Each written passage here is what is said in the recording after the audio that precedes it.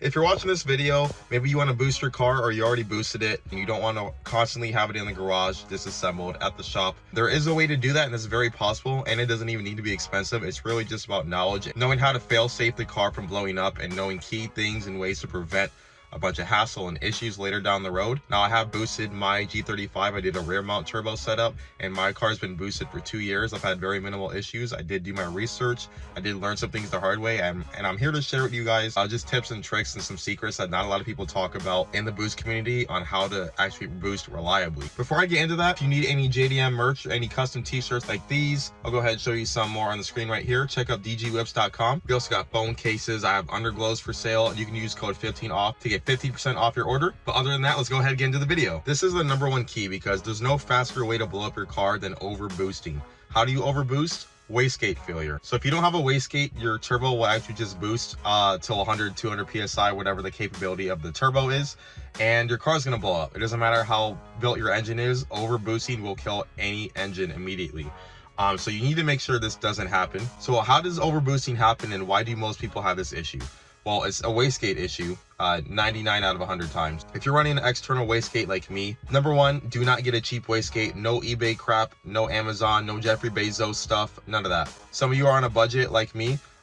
This is not something you want to cheap out on. Spend the $200-300, get a nice high quality wastegate. I personally recommend Precision Turbo.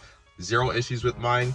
You're gonna have full adjustability and everything's gonna be reliable. It's gonna be great, no issues, high quality material.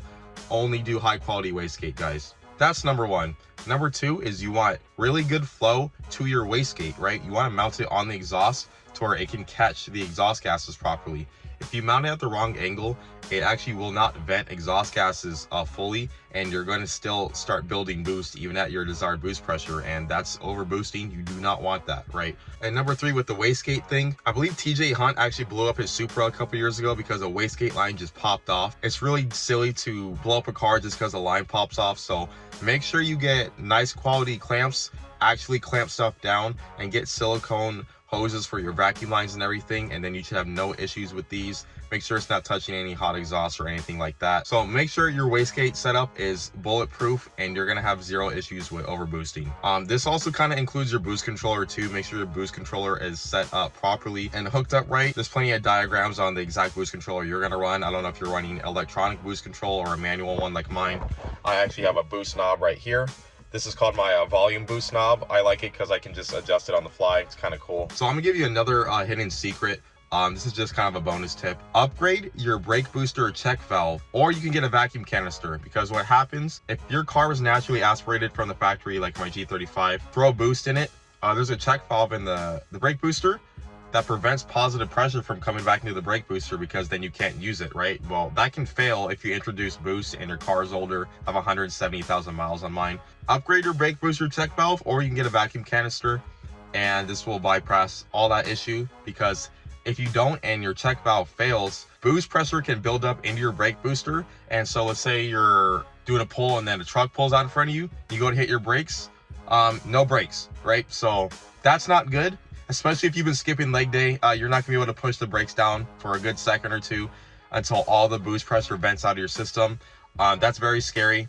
You can die. I don't want you to die. We're trying to have fun. We're trying to boost our cars. We're not trying to die, right? So #3 is just do all the preventative maintenance first and make sure your car can actually handle boost. If you're gonna boost your car, compression test every cylinder, make sure everything is good, make sure you have zero issues with wiring, sensors, mechanical issues, belts. Redo all your timing. Don't be afraid to just fix things that aren't broken, but you want to just make sure it doesn't break down in the future. Solenoid sensors. I went ahead and redid my whole timing chain system. I have a timing chain on my car. Most of you guys probably have timing belts, but Nissan and Infiniti does timing chains. I went ahead, took the time to do all that so I don't have issues with it in the future, and that's why my car is still rolling right now. So do all that, and also be realistic. Don't get too overzealous with your power goals.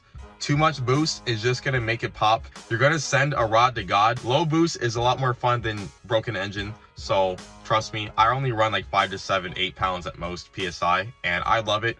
Great sounds, it kicks in. I feel the power difference. I have no traction, by the way.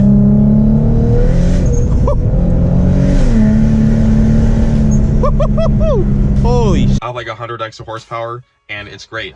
You can feel that, right? And I'm not trying to blow my car up. It's very easy to get bit with the boost bug. I understand that. Don't push your limits of your car. Keep it down below a threshold if you want to be reliable and not blow up. Now, there's a lot of obvious things like check your oil, coolants, everything like that, all your fluids. All that's pretty obvious. If you got to the point of boosting your car, you should already know all that stuff. Another key is just do research. Every car has its little nuances and issues and common problems, and there's lots of people that have probably boosted your car. Go on Reddit, go on Google, go on YouTube. There's plenty of information. We're in the information age where you can learn people's past experiences with certain setups and how much boost they ran, how much pressure, their kind of setup they ran, what kind of kit, their custom kit, everything like that. And they'll explain to you their experiences, and just gather all the knowledge, see the patterns on where people went wrong and see where people went right, and just use that to your knowledge and use that information to help guide you and to prevent future issues, right? Because there are some things if I learned before, I would have prevented and saved myself some time and headache and having to call tow trucks and everything. So yeah, basically just to summarize, make sure your wastegate setup is fire. Make sure you do all the preventative maintenance. What was the other one? Make sure your car can handle boost and don't run too much boost, and do lots and lots of research. Research is key. You're already doing a good job watching this video. Keep watching. You watch some of my content, watch other people's content. Lots of people have really good information and experiences, but definitely look up people that have your particular car, because they're going to be able to explain to you the exact process and everything like that. Thank you guys again for watching. I hope you guys found the content useful. If you need any JDM merch, feel free to check it out, dgwhipz.com. I got you. But I think that's going to do it for this video, guys. Pretty quick, pretty straightforward video, pretty simple. Don't forget to like and subscribe and hit the notification bell. But until then, I'll see you guys next time.